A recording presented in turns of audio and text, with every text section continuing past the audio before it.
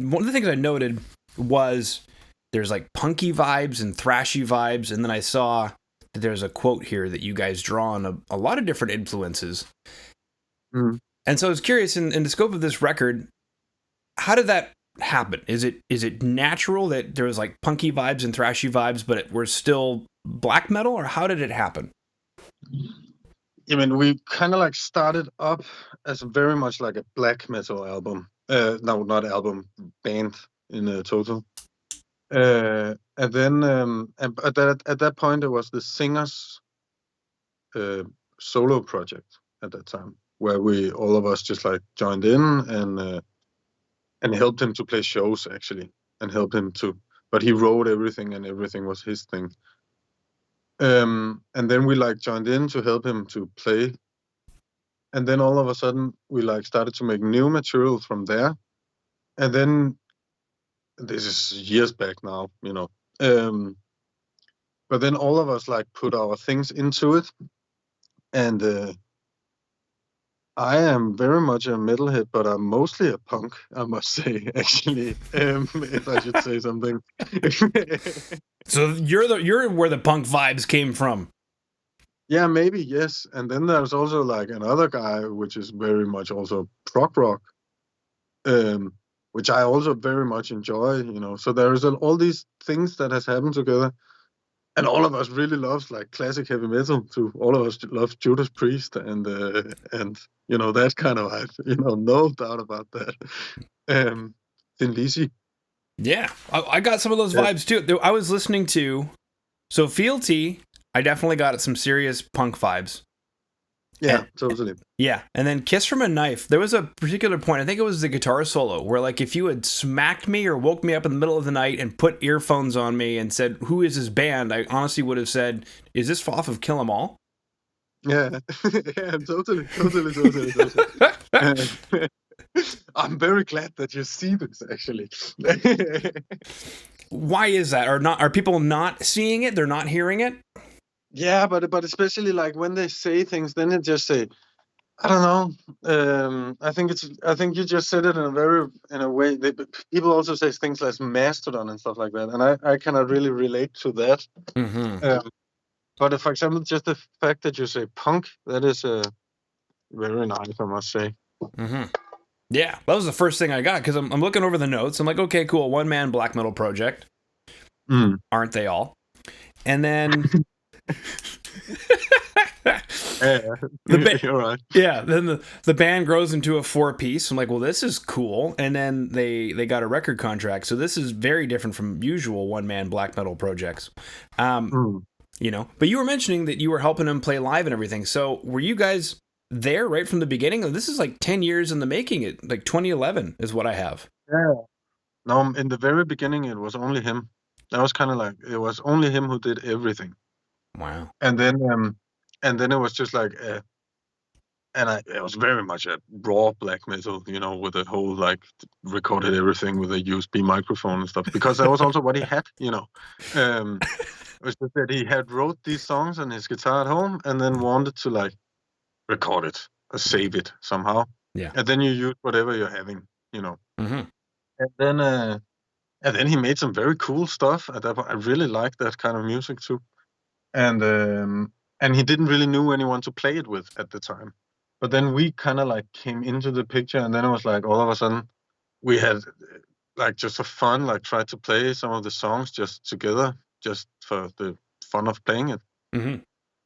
And then we had a friend who was organizing a show, and then they said like, shouldn't this one-man project play? You know, you have played the songs. I was like, all right, then we did it. And then it was actually very fun. So we just kept on playing those songs. And then at one point we started writing, all of us. Mm-hmm. And then this is where the Slaegt that you know that you have just listened to was born. You know. Yes. Yes. Well, like all of us, we also thought about like, should we change name and all these things, because it was a whole other band happening actually. Mm-hmm. So what changed then? As someone who maybe hasn't heard the original stuff and is tuning in now and hearing Slaegt, 10 years later. Yeah. What's changed?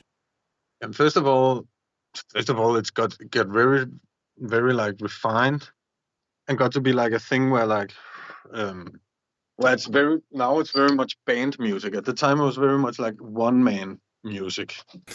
Um, now we can like put different things together because we are 4 different people. And so it's very easy to evolve into something very fun. All of us is very much grown as musicians too. Mm-hmm. We were like, it's 10 years ago, I'm 26 now, Whoa. at the time I was 16, Yeah. So I play bass in a whole other way, Like, I know way more. I have had my experiences. What's funny is I work with somebody who just started learning how to play bass, so immediately I drew to that comparison where they're like, man, I just jammed with somebody, for the first time. I actually Exactly. I had to play. It was crazy. And I'm like, that's why. That's what we do,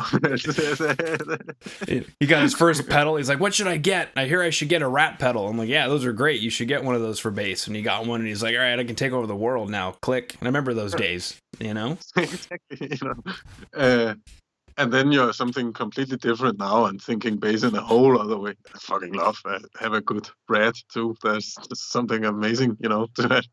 Mm-hmm. Still amazing feeling. Yeah. Well, take us through your bass sound, I guess, then now or on the record, or how you approached the bass.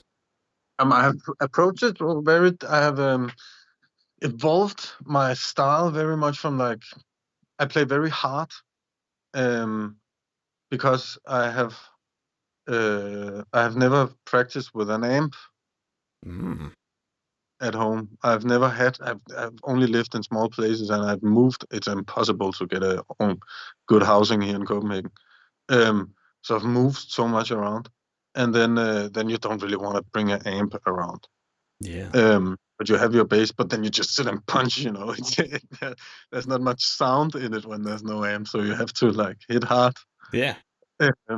Reminds me of Jason Newsted. Jason Newsted said that he didn't have an amp, so he played so hard that when they were recording... Yeah, exactly. That is exactly what's happening, actually. And then I've never had an amp either. I've only borrowed things at rehearsal spaces and stuff like that. Mm-hmm. And also at shows, I have when we go on a tour, we rent stuff. So then you need to get like quite used to also play. I also come from the punk community too, where I have had another band where we like. So your bass is stolen. Then it's like the same setup and 5 bands playing, Yeah. And then everyone just goes and plug in. Right.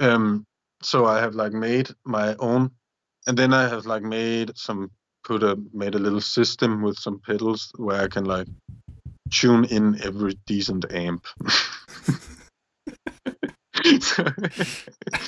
So now you come across an amp, you're like, yeah, I know you. And you just dial it. Yeah, I know you. Just dial it.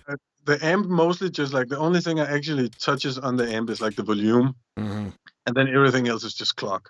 Yeah, like 12, and then everything that's happening is happening on my own little setup here, where I can because I know that's way more well than I know the amp, so I can. All right, this needs to take it off a little bit of these mids, and then I take a little bit off of them to make the amp sound good. Yeah, or like the that I want. I want mid frequencies. Mids are important for the bass to get heard. It's extremely important. Got to lock in with that kick right around 3K. Yeah. Exactly. Yeah. People are like, I can hear you. They need to be able to feel you though too, Yeah, so that's a hard part. Mm-hmm. Yeah. Okay, now I guess since you're the source, have you dialed in like the strings you're going to use, the pickups you're going to use, do you use a pick, do you use fingers, even the cable? I know some people can get like really specific on the cable. Do you dial? I'm not specific on the cable though. Okay. As long as it's a decent cable. Yes. There is also some that's just like where no sounds come through. But every decent cable is doing the job. I have two basses that I am using, and it's quite new for me to have another one. But I've been playing a Rickenbacker since I was a kid. That like a Lemmy thing? Yeah, totally a Lemmy thing. Yeah. That was totally what made me buy it. But I was also 15 at the time, you know. So Lemmy was the fucking shit, you know. Motorhead, yes, please. Still very dear, you know. No doubt about that. But then it was just the bass that I had, you know, and then it just did my thing, you know. Right.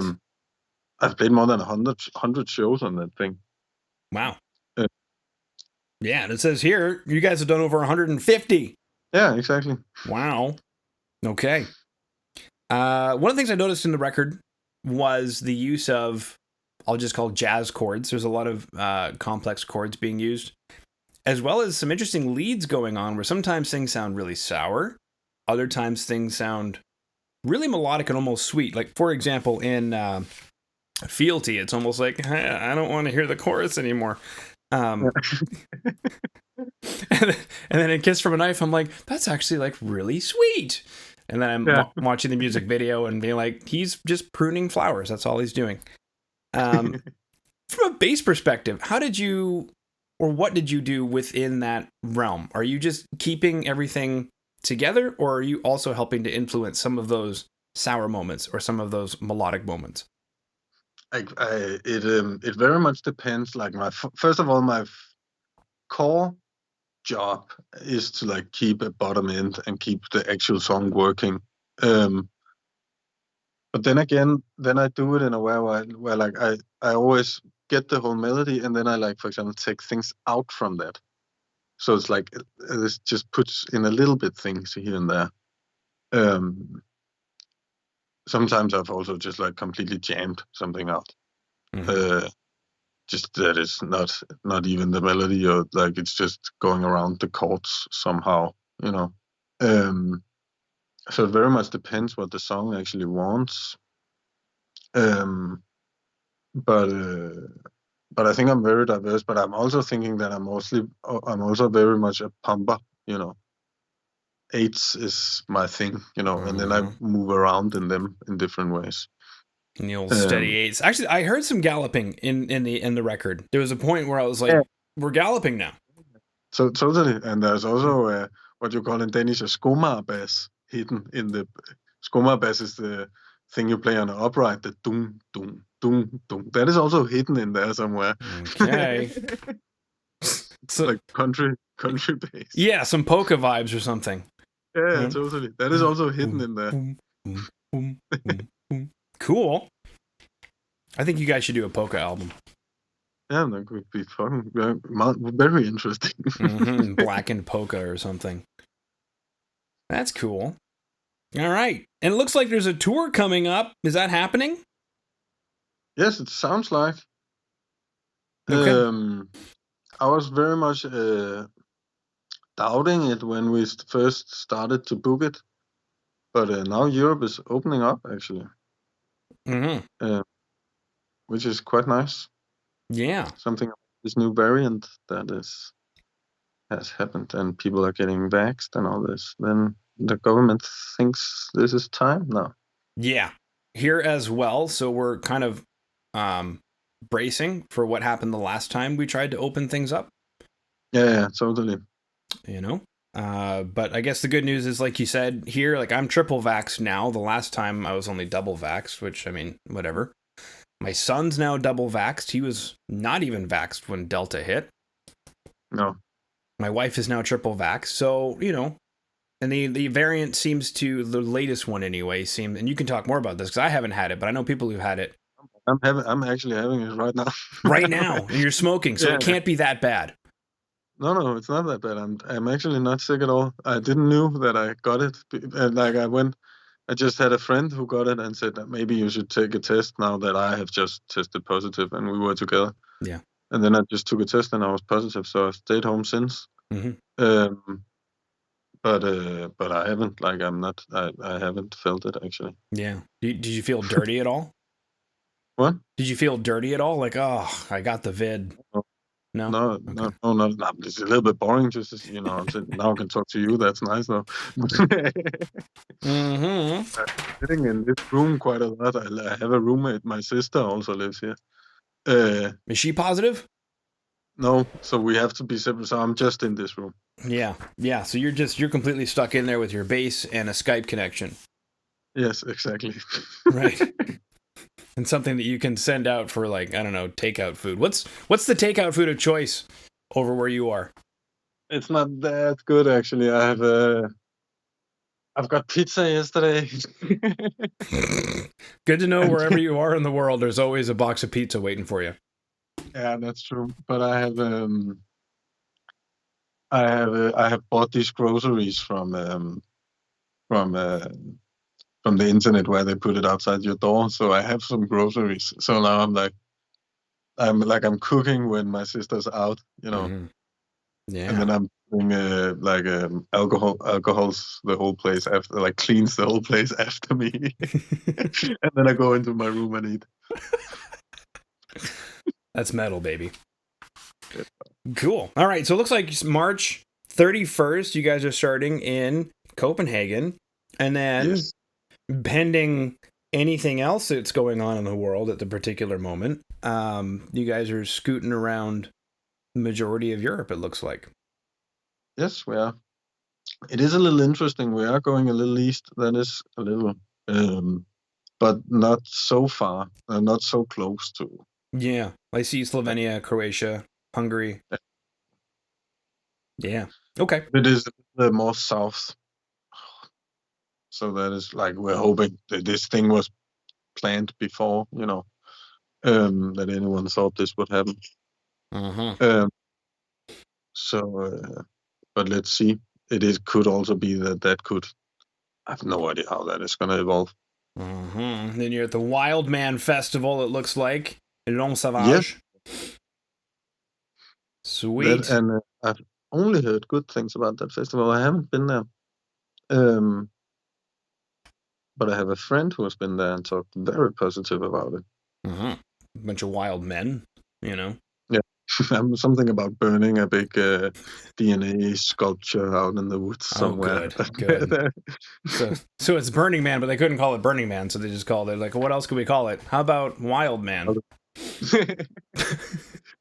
But with rock and roll music. Yes. That cool. Is the most amazing part with this playing thing. You get to have these amazing experiences to go all these places. I'm so grateful for that. Mm-hmm.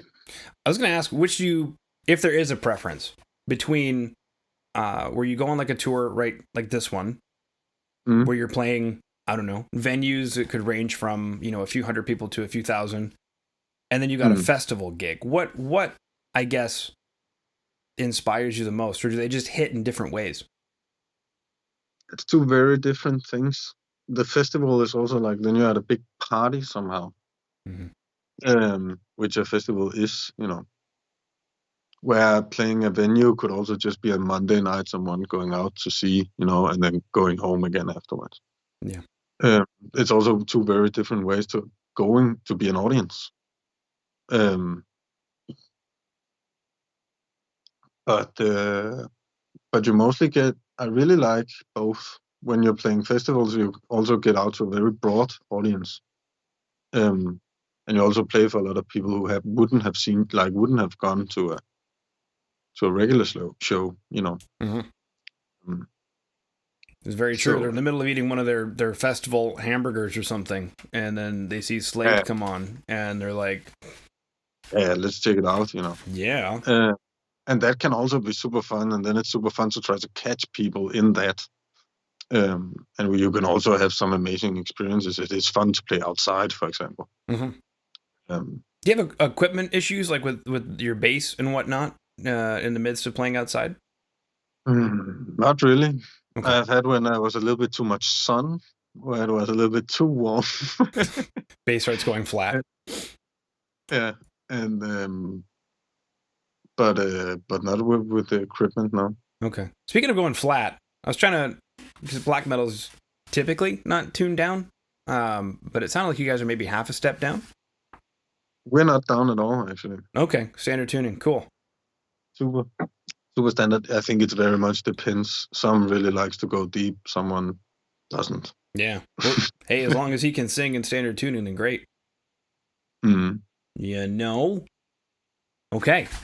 Well, we're nearing the end of the half hour that we have, so I just opened this up, Ollie, to what are you most proud of in this record, or what is it that you want to share the most that maybe I haven't asked?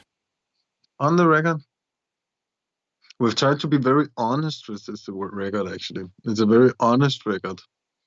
Everything is like played live, and it is also on the others, but here it's like everything's very natural sounding, actually, also. Mm-hmm. And it's not that compressed either, so it still can keep the dynamics and stuff like that. So I'm actually very proud of showing a very clear image of what it is to play with these three amazing friends that I'm having. Mm-hmm. Yeah. Well, that takes me into the production. I actually wrote that down, production, because it's one of those ways in which you produce a record to sound like it's not produced. Yeah, somehow it's, the drums should you can say totally call it that, because for example, the drums is very clear. Like on a lot of records, a snare drum doesn't really sound like how a snare drum actually sounds. No, because it's a sample. It's a beefed up sample. Yeah, exactly. And a tom most often doesn't say doom, no. Because it's not in a big room. It's in the same room as everything else on the drum kit. Yeah.